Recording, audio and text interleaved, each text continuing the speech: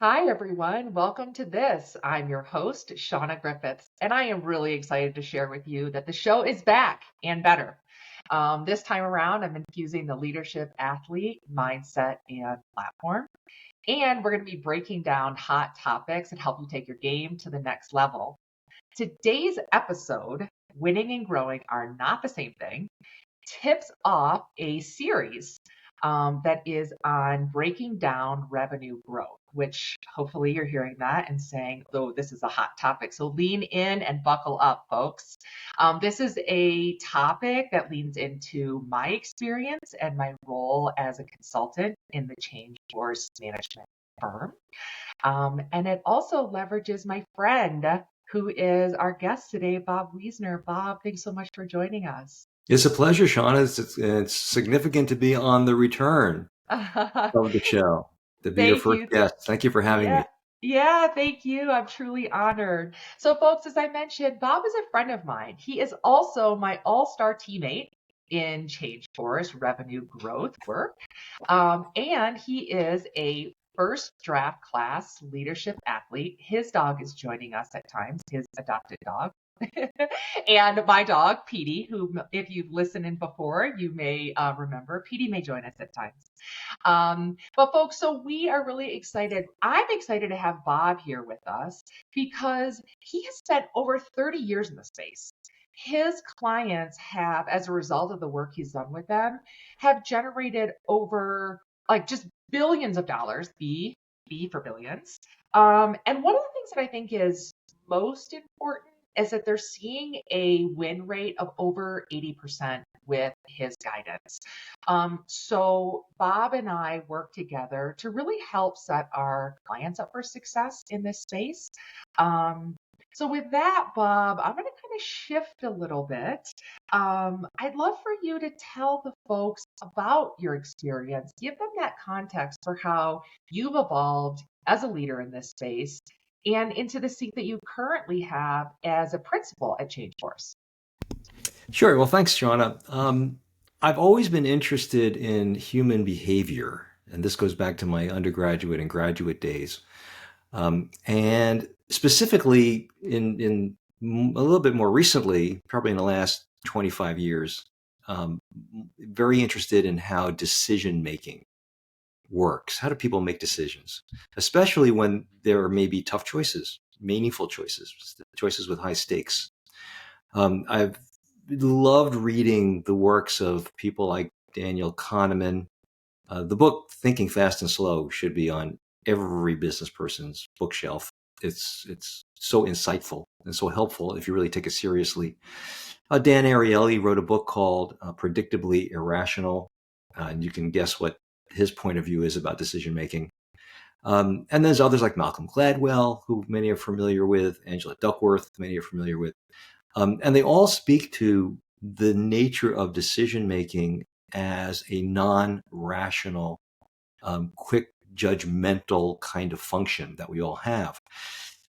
From a business context, what occurred to me over the years, particularly working in new business pitches, originally as a leader at an ad agency and then later on as a consultant, is how little that's reflected in the new business and revenue growth efforts that different agencies, professional services firms, and so forth go forward. There's just this great concern with how do we talk about ourselves? How do we best reflect our reason for being without enough recognition of how will that be received by the decision makers? And by decision makers, what organizations sometimes think is, well, the organization, the company, how will they receive it? And again, not looking at the individual people themselves and how they think and how they're going to process, especially in these competitive situations. So I've incorporated that heavily into my consulting practice over the years. And that's what helped my clients achieve these really fabulous win rates when we work with them. And that's eventually what brought me to Changeforce. Changeforce is an opportunity to work with people like you, to work with a larger, more robust organization, and therefore be able to help more clients with their revenue growth objectives and really reflect a better understanding of the decision making process. Yeah, I love that. And when you're talking about it, it's actually leading me to speak about what you and I talk about so much with our clients and the people that we're sharing, thought leadership with is really around these critical junctures that people find themselves in when they need some outside help. Because I think some people are like, oh, it's second nature. Revenue growth is second nature. I'll just go out and sell a bunch of stuff. I'll go out and pitch a bunch of stuff. And if I just keep, it's all a numbers game. So if I just keep, and you and I really help to, I think, bring this mindset of when you really need some guidance is usually when you're in these key moments. So these, friction or inflection is going on within the business. And that's a time when it's more than ever really important to be strategic about the way you go. It's not machine gun spraying. It's more of how are you actually going to make the very strategic decisions. And as you said, sometimes those are pretty tough decisions, which could even be like you're going to overhaul the way that you're approaching. So can you share some insight into your thoughts on these critical junctures and why allies can be so helpful? Well, first of all, I wish more firms were self-aware enough to recognize the fact that they're at a critical juncture. Because as you just said, Shauna, very accurately, too many firms, especially when you talk about the topic of revenue growth, no matter how their performance has been in the past, they simply say, well, we'll just keep doing more of what we're doing. Um, and maybe we'll do it a little better. But the emphasis seems to be on the more than on the better. When in fact, if they took a moment to kind of think about where they are, they'd realize that they're maybe facing one of two, and you call it critical junctures. One that we see very often in revenue growth, and it's more likely to be something you're aware of as the leader of an organization, can be called a point of friction. You're stuck. The growth hasn't been happening. You and I talked about clients that we hear about who lose 11 pitches in a row. There's something, call it friction, going on there. So on the one hand, it's a recognition that it's no longer going as well as it's supposed to, and we can't figure out how to fix it. We're going to need some advice on that. The other type of critical juncture, which is a little less intuitive but can be incredibly important, is what we call the inflection point. Um, I remember speaking to a consultant for one of the top firms years ago when I was CEO of a business, and he told me that it's really easy going from 5 people to 20 people. It's really hard going from 20 people to 40 people, and it's even harder going from 40 to 100. The decisions that you make when you have decided that we want to move to the next level, or we want to grow our market, or we want to change our positioning, or we want to be perceived differently, they're make or break decisions. You can do it well and then you can grow, or you can do it poorly, in which case you may hold steady, but more likely you'll stagnate and you'll decline. So friction points and inflection points are two things that companies always face. If they're aware that they're facing it, then they can get the help they need. And that's what you and I and our colleagues at Changeforce are able to provide. Yeah, absolutely. As you were saying that, I was thinking about, how many times people, when they're not aware, again, they're just into, let's go back and do the same thing and this.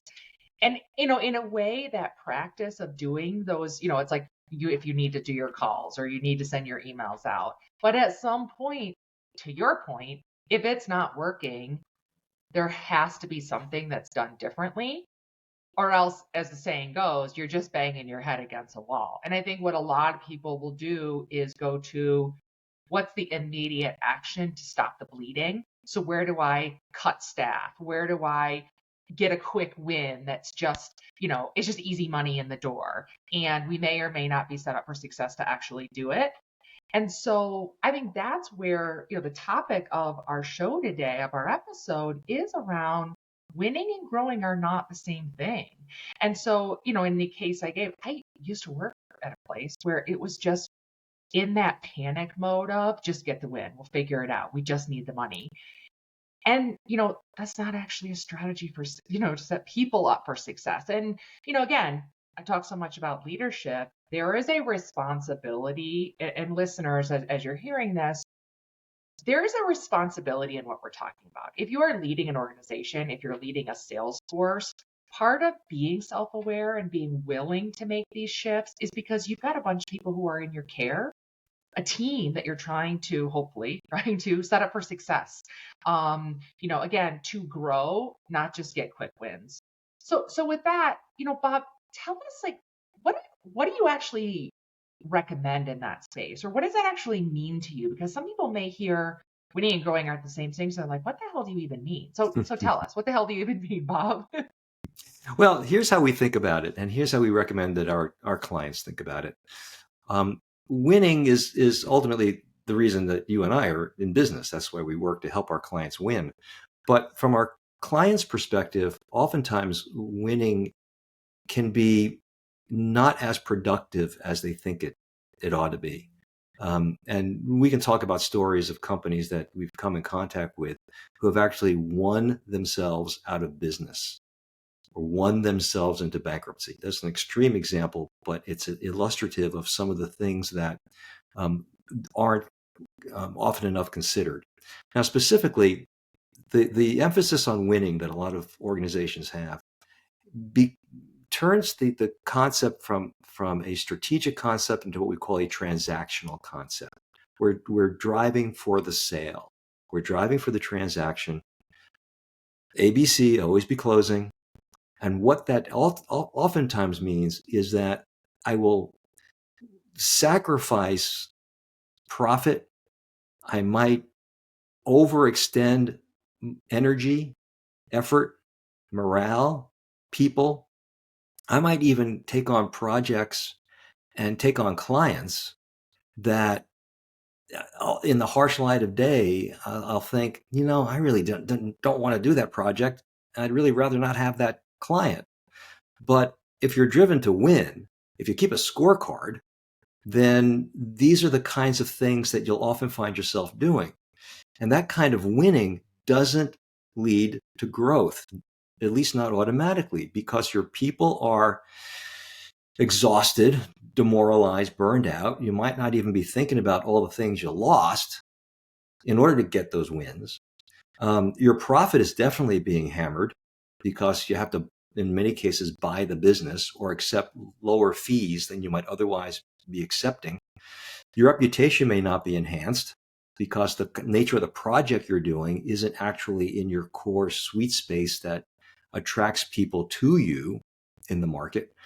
There's just too many negatives associated with it. So while we endorse winning, we think that winning has to be put into the larger strategic initiative of growing. When you understand the factors of growth, then you can look at your new business pursuits differently, look at it, of course, more strategically, and accomplish the same kind of revenue increase, but do in a way that has very positive near-term and long-term effects. We put that we kind of conceptualize that as 3 pillars, or because we're a consulting company and consulting companies have to have Venn diagrams, then we draw it as a Venn diagram where the intersection of each of these 3 circles is where strategic growth actually occurs. Now, you're going to ask me, what are those 3 pillars? I am going to ask you that, and I'm actually going to pause for a second. We're going to get to the 3 pillars. But here's the thing. I think if people are listening to this and they're like, yeah, that sounds nice. Or like, I got to get this win. If I don't get this win, I can't make my bills. Or again, it becomes like this lofty thing. And I think that this is why earlier I was talking about a willingness. So there has to be this awareness, as you spoke of, and then this willingness to do something different and understand that it may not happen overnight. You may need to gradually get there. So again, I think that people who are listening to this, if there's a bit of a resistance to what we're talking about, I encourage you to be open to it and think, what are the steps to get there? And if you're in an organization, in say an agency, because we work a lot with agencies, that has to get, you feel you have to get some wins right now. Well, okay, how do you do a little bit of that if you absolutely have to, but then also start to shift your mindset, shift your thinking. And I know we're going to talk a bit about mindset as well, Bob, but it is like, how do you start to shift those things so that over time, sooner rather than later, you can approach your business in a different way. So it's the idea of like getting off of that hamster wheel where you're just experiencing the same thing. And to your point, I can't stress enough the sucking of people's morale when you're in that hamster wheel. And that could be from the leadership team down because you just have to keep doing. So again, as people are listening to this, I really encourage you to be open to it. Think about, and we'll talk through some steps to help you get there. But there can be a way that you get yourself into a different reality of actually having healthy quality growth rather than just racking up wins. So with that, I'm going to shift back to the 3 pillars. Okay. Um, and I want to talk more about mindset, of course. We'll have a chance to do that, Yes. which I think will be really, really important for our listeners. But the 3 pillars, and I actually alluded to what they comprise a few minutes ago. But essentially, here's what the 3 of them are. The 3 of them are the work you want to do, the clients you want to work with, and the profit you want to make. Now, let's talk about each of those in just a little bit of detail. The work you want to do, and this has to do with your pursuit of new revenue, as well as actually, it's an interesting way of looking at the health of your organization, even right now. But we'll keep our focus on revenue growth. So the work you want to do represents work that enhances your brand, that people really enjoy working to do, that people really enjoy doing, that helps you recruit better, that looks terrific on your website, that forms awesome case studies, and that when you do it and do it well, your clients really honor it and they want more of it, and they'll make referrals for you and they'll actually help you grow your business. So it's not just work you're capable of doing or work that'll bring in short-term revenue. It's work that's really represents the strength of your organization. The clients you want to work with are not just the fancy brand names, although that's certainly a reasonable criteria. But it also means, are you looking at how they treat their providers, the kinds of relationships and collaboration that they both respect and even expect, their willingness to listen, their willingness to shift and be flexible. Are they nice people? Are they respectful of your people as well as respectful of each other? Are you taking, in other words, a deep dive into looking at the nature of that client that you're choosing to pursue? And the third pillar, the third circle in the Venn diagram is the profit you want to make. Now, this is one that actually raises eyebrows when we talk to clients, and your listeners may be feeling the same way. We're not talking about the revenue as a pillar. We're talking about profit as a pillar. Yeah, you need revenue because revenue keeps the lights on. And if you're in professional sales, and revenue is part of your quota. But profit is what helps your organization grow. When you make a profit, the value of your company rises. And you can choose to use that profit to reinvest in your company, whether it's giving bonuses to your people, whether it's acquiring new assets, whether it's enhancing your marketing. It's profit that's actually the engine of growth. Yet too many firms and too many individuals, when they pursue new business, and this is the difference, one of the key differences between winning and growing, too many of them are looking at revenue and not at profit.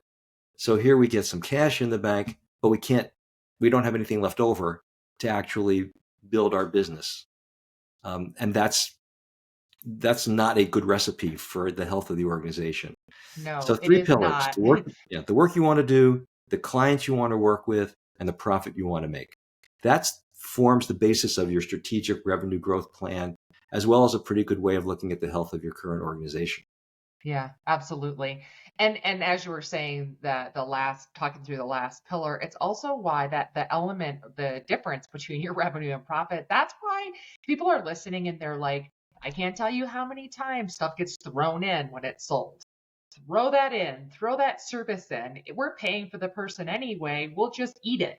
Again, like those Mm. are the things that eat away at the health of the business, obviously your ability to grow healthfully. So this is why, again, this is also why we start to talk about change your mindset about things. And when you change your mindset and you value yourself differently, you also then, like to your point, your clients start to value you differently. That's where, people talk about value pricing versus just pricing by hour. Again, it's like we're really thinking about how are we valuing ourselves differently? How are we thinking and approaching things differently in a more strategic way? That everybody in this situation is actually serving everyone. To your point, the client, your people, your organization, and your profits. So thank you so much for touching on that last part. Mhm.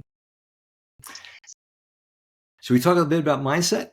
Oh, of course. That's one of the things I love to talk about. Let's go. I know I do as well. And as a leader of an organization, as it is for an athlete, your mindset makes all the difference in the world. Now here's I'm a baseball fan. I'm a huge baseball fan. And one of the things that struck me about the sport nowadays, and if hopefully your listeners will understand where I'm coming from, is how much better pitching has gotten over the years in baseball. Pitchers are so dominant. Batting averages are down. The number of home runs are down. And one of the reasons that's attributed, at least for many pitchers, is that they've added new pitches to their repertoire. Instead of just being a fastball, curveball pitcher, now you've got 3 different speeds and 4 different changeups and all kinds of breaking pitches and stuff that now adds to your effectiveness. This willingness to add is the same that you need in mindset as a business leader when you think about pursuing revenue. Adopting a strategic approach to revenue is an add, not an or. You're not giving something up to do it. You can still pursue low-hanging fruit. You can still pursue opportunities that you're not expecting that emerge. You can still look for some revenue growth and not have to worry that much about the other 2 pillars or the 3 pillars. But you need to add to that a concerted strategic effort and all the tactics that go with it to incorporate the growth part of revenue. So what I like to do is kind of map out for clients. You can almost draw it on a whiteboard. What percentage of your revenue is coming from old-fashioned winning efforts, and what percentage of your revenue is truly strategic? And how can we start to shift, not turn the old-fashioned revenue down to 0, because that'll never be the case, but if it's 80-20, how can we turn it to 50-50 or 30-70? That's the beginnings of your willingness to become more strategic. Yeah. Adding in and doing a little bit of reshuffling and reallocation. All right. So that's number 1 in mindset. The other aspect of mindset, and this goes back, I guess, to Stephen Covey, is this idea that we live not in a world of scarcity, but a world of abundance. Too many business developers see the world as one of scarcity. If I don't pursue the next opportunity that surfaces, I don't know where it's going to come from after that. The bird in the hand is worth 2 in the bush. God, I hate that saying for all kinds of different reasons. But that mindset of which I think scarcity is so self-defeating. If you see the world as being abundant, then you realize that there's a lot of business out there I can get. And there's a lot of strategically sound business out there I can get that would satisfy the 3 pillars. Now, I might not be able to get it by doing what I've been doing, but if I'm willing to shift some of what I've been doing away from those old ways into some different ways, then I can access a whole bunch of new opportunities that I wasn't talking about before. So we live in a world of abundance. If you're smart about things, there's plenty of opportunities for you to be pursuing. You got to be willing to make that adjustment. Yeah. And catch yourself if you're one of those people, or if you work around one of those people who's addicted to pitching. And it's different than addicted to winning, because again, like there are people who are just addicted to pitching. They got to get out there. It's like scratching an itch. And again, it's that willingness to catch yourself in that moment. Again, like we're talking about this leadership athlete mindset. Get in reps, get in new reps, put more tools in your toolbox. And again, it is incumbent upon a leader to take this mindset to growing a healthy business with people who feel they're learning and they're growing in a quality way, rather than just taking like scraps, like, oh, we'll pitch at anything. So, again, like I love the fact that we're talking about the mindset element of it, because I just think it's a common call it malady of like that addicted to pitching. It is a common malady, and that is a term we use, pitch addiction. The people who are addicted to pitching are the people who lead pitches, who love the idea of looking at a board or a spreadsheet and seeing all the different opportunities that we're pursuing, and love to see the pipeline moving.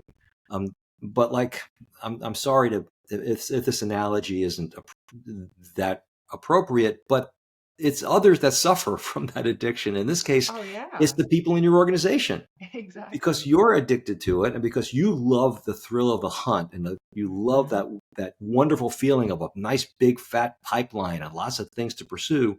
All the other resources and assets within your organization are the ones that actually have to do the work. Yes. And they're the ones that are going to experience the loss of energy, the loss of morale, a lack of effort.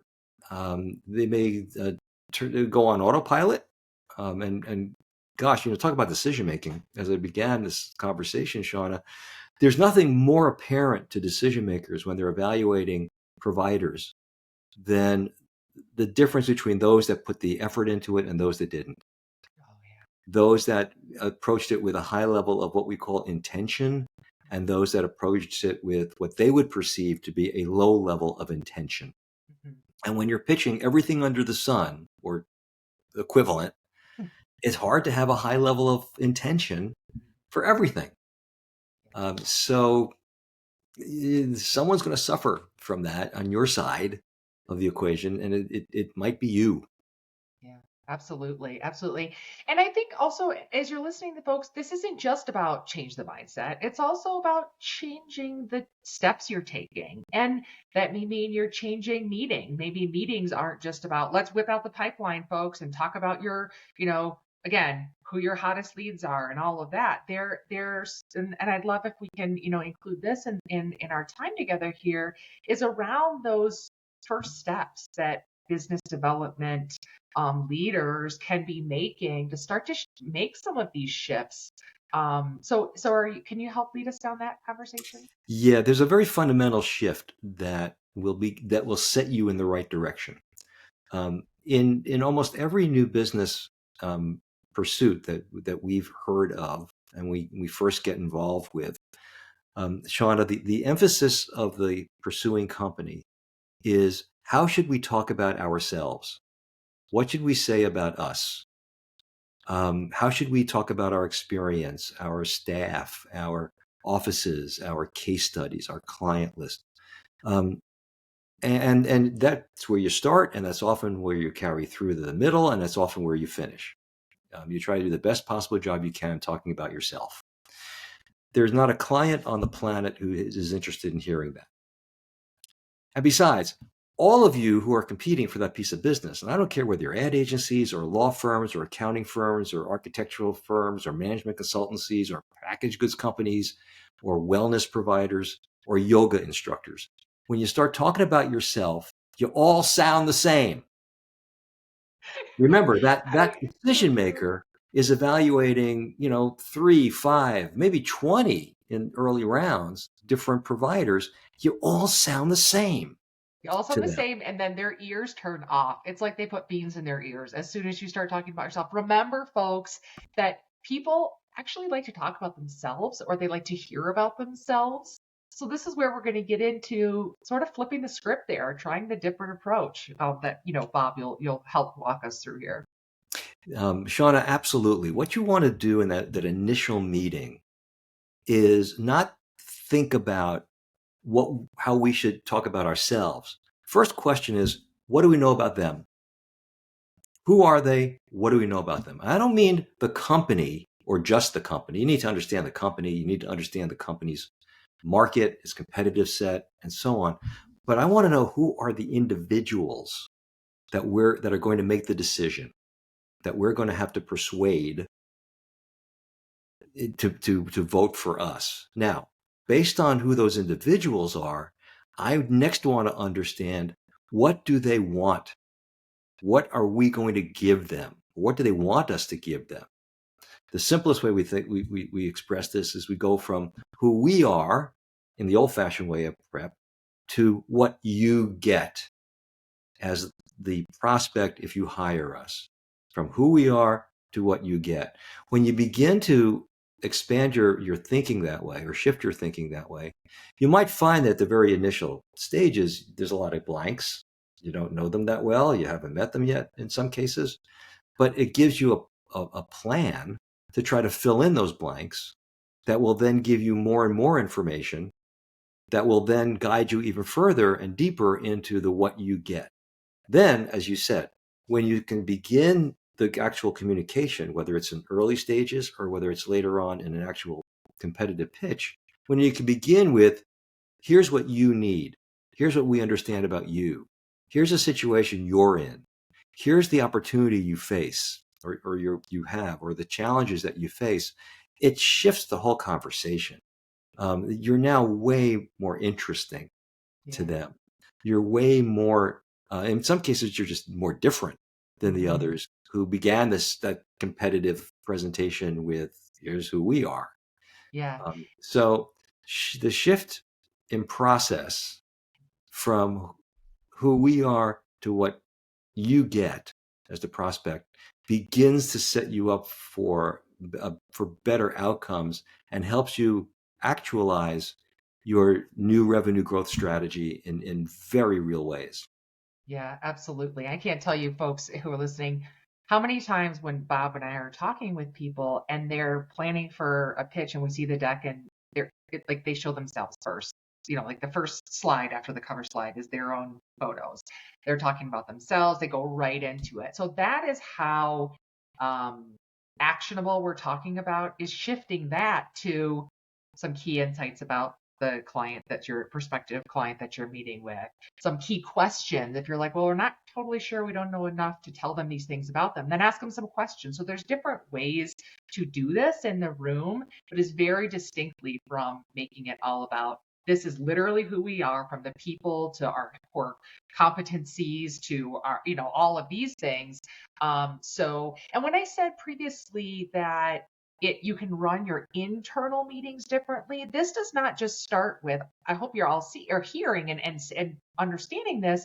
This is not just what you do when you show up in the room that day with the people. It's how do you prep your team? This shift in mindset is related to the preparation that you have, so that every time your team is gathering, the lens that you're looking through is through the lens of that client, not the lens of yourselves. So what is put the client sort of hat on, try to sit in their shoes, so to say, air quoting for those who are listening on the pod. So again, these are different techniques that you can use to shift your mindset, shift the way you're operating internally, and then shift the way that you're showing up that day with that prospect, so that, as Bob and I are saying, you're differentiated in the way that you're connecting with them. And Bob, I love when you talk about this as we're working with clients, is you talk about being memorable. That's the thing, folks. If you're an agency and you're pitching, there's 4 or 5 or more other agencies pitching. Well, how do you make yourself memorable? And these are some of the ways that you start to do that. It's so important, Shauna. What you're saying is spot on, and yet so misunderstood or underappreciated. Um, the scenarios are not hard to describe. You've got 5 agencies pitching over the course of a week or maybe 2 weeks. When it's all done, the decision makers are going to get together. They might have a scorecard. There might be a less formal evaluation mechanism, but they're going to now talk about you and what do you actually want them to say about you when you're not in the room? What do you want them to remember? What do you want them to spark to? How if I came in as a third party and said, well, tell me about such and such an agency. What do you think of them? You just saw them pitch. What are they going to say? Are they going to say, oh, well, I really like them because they have 7 offices and they have capabilities in social media and in TV and in optimization? Or are they going to say, they really got it? They're the only ones that actually understood what I was looking for and what mattered to me. Or I really felt their passion. Or I really felt like we were on the same wavelength. Or they were willing to take me to places that I didn't think I could get to. These are, by the way, all paraphrases of real quotes Yeah. that come from decision makers after they select providers. And that's what you have to plan for when you're going through the entire pursuit. What are they going to think of you when you're not in the room? Yeah, absolutely. And I think there's an element of courage that it's really helpful to have in those moments because sometimes we need to be courageous enough to take a little bit of a different approach, even if it's an RFP that you're answering that says do it exactly this way. Well, do you have courage to put a little bit of a different spin on it and maybe give an idea that you can defend and that's rooted in insights? But what I really work to convey, and you and I work to convey to people we work with, is you're sharing the way that you're thinking. That's what the person wants to buy into is the way that you're thinking, the way that you solve problems. Less about are you exactly 100% like I'll call it correct or accurate in this idea. Is it perfect? I want, most of the time people are looking to hire the person who shows them they can think a certain way, they can be adaptable, they can work with them, they can work off of insights and these things. So I think, again, I think people who are listening to this, think about as you're approaching things in a new way, or you're encouraging yourself and your team to be open, to be more self-aware, to kind of go down this journey that we're encouraging you to, is think about how you can tap into your desire, or to be more courageous and brave in the way that you're approaching your business development, your revenue growth. Exactly. I love the concept, linking all of what we're talking about to the idea of courage, Mm. because we are talking about change for many prospective organizations that might want to take on a more strategic approach.